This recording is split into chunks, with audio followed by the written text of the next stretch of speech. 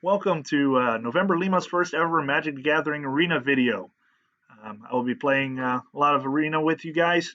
I really look forward to sharing some videos. I've been playing Magic for the last year and a half. Really got hooked since the first time I picked up some cards. Actually, me and my wife started first out and played a lot against each other until I decided to start going to some Friday night events, and I've been hooked ever since. So here I've got a deck that I really love playing, and it's a deck I'm really comfortable with. Everybody knows how strong Jeskai Fires is, so I'm not going to go too in depth for this first time. I just wanted to show you guys some of the things that I love over some of the standard Jeskai builds. Inspired Ultimatum is a powerhouse. Typically, whenever I get to 7 mana, I won't have very much left to play because I tend to play 2 cards at a time with Fires of Invention. This just really gives us that reload, and doing 5 damage is pretty big. And I love to Elspeth Conquers Justice to get my stuff coming back to me. So yeah, let's just jump into a ranked game here real quick. Through one standard ranked game. And show off some Jeskai Fires power.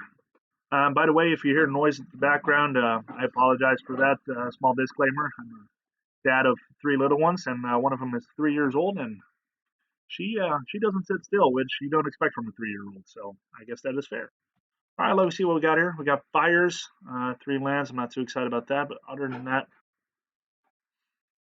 my opponent seems to have some aggro. I don't like the fact that I don't have early interaction, so I'm going to go in a mulligan. This looks a lot better with Deafening Clarion. I'll keep, and I'll get rid of the Elspeth. And let's go ahead and get the Hallowed Fountain out. Really hoping to draw some more lands. Oh, there we go. Mono red. How did I guess? Thank you, sleeves. Okay, I'm actually going to go ahead and do this in case I don't draw any more lands. At least I'll be able to do something next turn. There we go, get my mountain.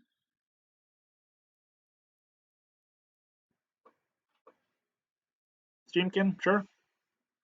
Pretty standard mono red start of Tim21 here. Yeah, I actually don't feel bad about this at all.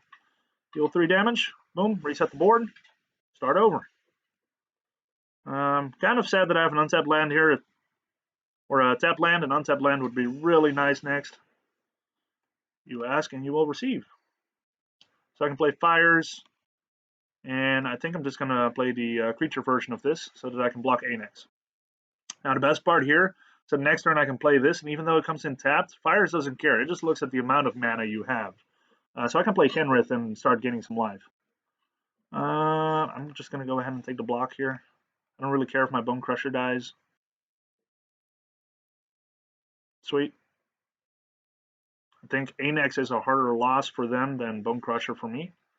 Ooh, that's huge. So I'm going to go ahead and do that. And cool thing is I'll be able to play Keruga and Kenrith on the same turn. I'll definitely take another land, because the sooner I can pop off this, the better. Go ahead, Kenrith. Honestly, I would not be surprised if we see the concede here, because Kenrith, they have no way of dealing with. I'll be able to gain life every turn. I'm about to reload my hand with Keruga. This game is pretty well over for my opponent. Shock. Okay, cool. Guess he's going to double shock him. Really not important. It truly does not do anything to me that Keruga dies. I just need him for the card draw. And I think I'm just going to go ahead and swing. He doesn't have anything. So let's go ahead and be the aggressor. Because you know what? You just got to attack. The only way to beat my opponent is to get him down to 0 before he gets me to 0. Now he's probably wondering why I am not leaving a blocker up. Honestly, I'd rather not fall into a combat spell or anything like that, so I'm just going to go for hitting him for 5 and gaining 5 life each turn. Sure. Swinging with all. Embercleave. No Embercleave. Okay, that's fine. And bang, bang, bang, down to 10. He's up to 15. Let's see what he's got. He's got something, otherwise he would have bumped his guys. He doesn't. I'm very surprised he didn't bump up his guys. All right, well, I'm going to go ahead and gain 5 life, because why not? Nothing more demotivating than your opponent gaining all the life back you just took from him. Bonecrusher, okay, cool. Another land, fantastic. It's exactly what I want. Be able to play the Sphinx. And I'm going to go ahead and get him down to very low count of life. Yep, there we go. That was good. So that's how Jeskai Fires work. So people like to play mono red because it goes fast. Now, if you want a fast deck, you play Jeskai Fires. I hate to say it for my opponent, but aggro is really not very good in this set anymore. There's too much strong control with early interaction. I'm at the Bonecrusher and the Deafening Clarion. My mono red opponent didn't really stand a chance.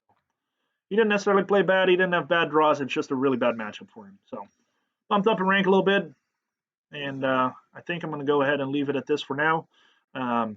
Really appreciate you watching, and I will see you guys again in hopefully the next video. And I'll probably be starting to explore some more best of threes. I really love playing with the sideboard. I would love to show my Jeskai sideboard next time. I think my sideboard is a little interesting compared to most Jeskai lists. Again, I'm not going to make it sound too great because, again, Jeskai is a pretty well explored deck. But I definitely think that I'm bringing some stuff to Jeskai that some other people maybe don't. So definitely look out for my next video, and we'll be sharing some more Jeskai before I jump into some other decks. All right, thank you very much.